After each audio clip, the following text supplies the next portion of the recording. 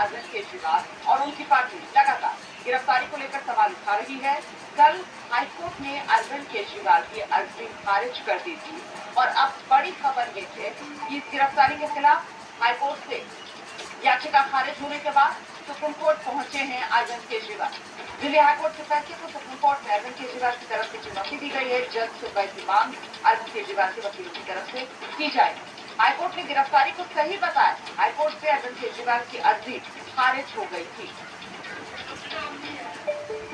तो आज अरविंद केजरीवाल को लेकर हलचल तेज है और इसी से जुड़ी कुछ जानकारियां जल्दी से आपको दे देते हैं। देखिए, अर्जी अरविंद केजरीवाल की तरफ से लगाई गई है। सुप्रीम कोर्ट में याचिका लगाई गई है, चुनौती दी गई है अपनी गिरफ्तारी को। इसमें मांग की गई है कि अब जल्द सुनवाई कीजिए।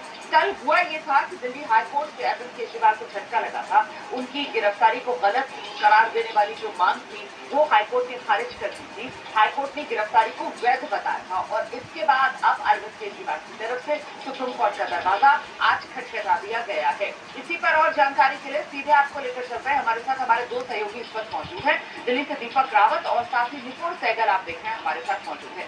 निपुण का पहले रुख करते हैं। निपुण, ये याचिका अरविंद केजरीवाल की तरफ से जो सुप्रीम कोर्ट में लगाई गई है, आज ही क्या इस याचिका पर सुनवाई मुमकिन है? क्योंकि उसके बाद कल ईद, उसकी छुट्टी, फिर शनिवार रविवार आ जाएगा और सोमवार 15 तक तो वैसे ही न्यायिक हिरासत में है अरविंद केजरीवाल तिहाड़ सीट में।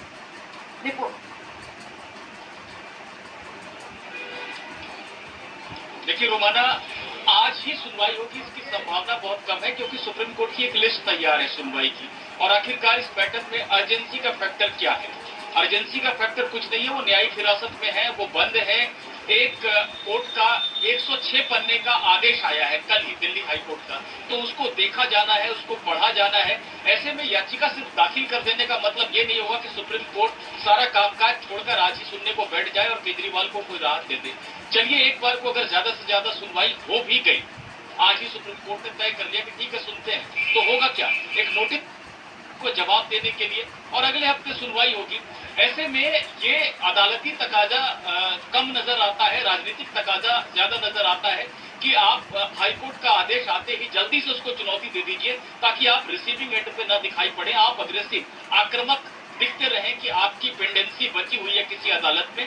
तो ये ज्यादा दिखाई पड़ता है। मैं नहीं समझता कि सुप्रीम कोर्ट आज ही सुनवाई करके कोई राहत अरविंद केजरीवाल को देने जा रहा है। रहिए मेरे साथ निपुण, मैं आपके पास लौटूंगी। इस बीच एक बड़ी खबर दर्शकों को बता देते हैं। केजरीवाल की गिरफ्तारी को लेकर राजनीति के मैदान में जंग जारी है। कल हाईकोर्ट से अरविंद केजरीवाल को जब राहत नहीं मिली तो एक बार फिर बीजेपी और आम आदमी पार्टी में जुबानी जंग तेज हो गई है।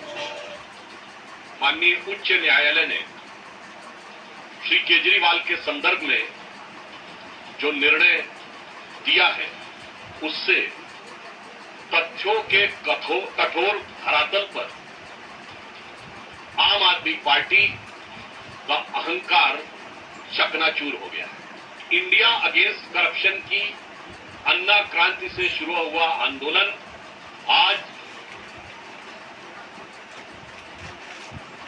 के में तब्दील हो गया है, यानी केजरी करप्शन क्रांति में तब्दील हो गया है। एक दशक के अंदर इतना बड़ा पराभव संभवतः भारत की राजनीति में कभी देखने को नहीं मिला होगा। हम हाईकोर्ट के फैसले से बहुत सम्मानपूर्वक सहमत नहीं हैं और हम सुप्रीम कोर्ट जाएंगे। सुप्रीम कोर्ट का बहुत धन्यवाद कि हाईकोर्ट के फैसले को उन्होंने संजय सिंह जी के मामले में पलटा था और हमारी ये उम्मीद है कि इस मामले में भी सुप्रीम कोर्ट से हमें न्याय मिलेगा।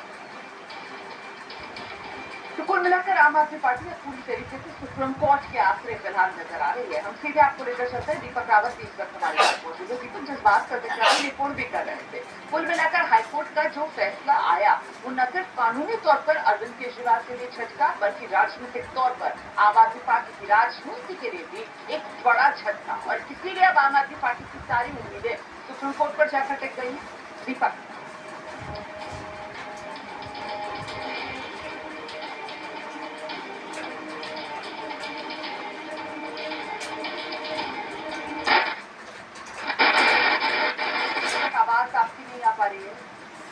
मैं दोबारा आपके पास आऊंगी। दीपक, ठीक कर बात है, तो आपकी आवाज नहीं आ रही है। दीपक, प्रॉब्लम आ गई है, मुझे लगता है टेक्निकल इशू है कोई।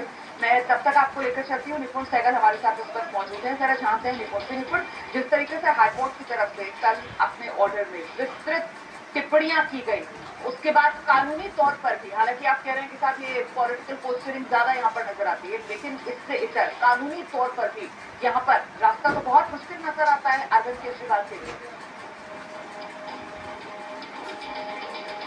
निश्चित रूप से कानूनी तौर पर ज्यादा मुश्किल नजर आता है, क्योंकि 106 पन्ने का आदेश है और उसके लगभग हर पन्ने में केजरीवाल का जो पूरा आचरण रहा है इस मामले में, उसको लेकर हाईकोर्ट ने बहुत सारे सवाल उठाए हैं। और जितनी दलीलें रखी गई थी, जो अब तक देते आए हैं कि प्रोसीड्स ऑफ क्राइम नहीं मिला है, चुनाव के समय गिरफ्तारी कर ली गई, ऐसी जितनी बातें हैं उसका हाईकोर्ट ने बहुत विस्तार से जवाब दिया है अपने आदेश में।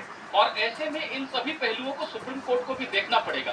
जहां तक सवाल इस बात का है कि आम आदमी पार्टी कह रही है कि संजय सिंह को आखिरकार सुप्रीम कोर्ट से राहत मिली, तो 6 महीना जेल में रहने के बाद राहत मिली थी। और वो राहत तब मिली थी जब ईडी ने ये कह दिया था कि हम इनको रियायत देना चाहते हैं। यानी गिरफ्तारी को चुनौती जो संजय सिंह ने दी थी उस मामले पर अंततोगत्वा कोई फैसला नहीं हुआ।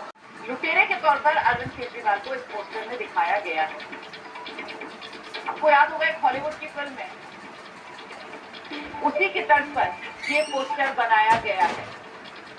वो पायरेट्स ऑफ कैरिबियन नाम की जो एक फिल्म है अंग्रेजी की, उसी में ये समुद्री लुटेरे के तौर पर यहाँ पर अरविंद केजरीवाल का ये पोस्टर जो बीजेपी की तरफ से जारी किया गया है, और पोस्टर फॉर करप्शन इसे नाम दिया। वो समुद्री लुटेरे के गेटअप में बीजेपी ने अपने पोस्टर में अरविंद केजरीवाल को दिखाया।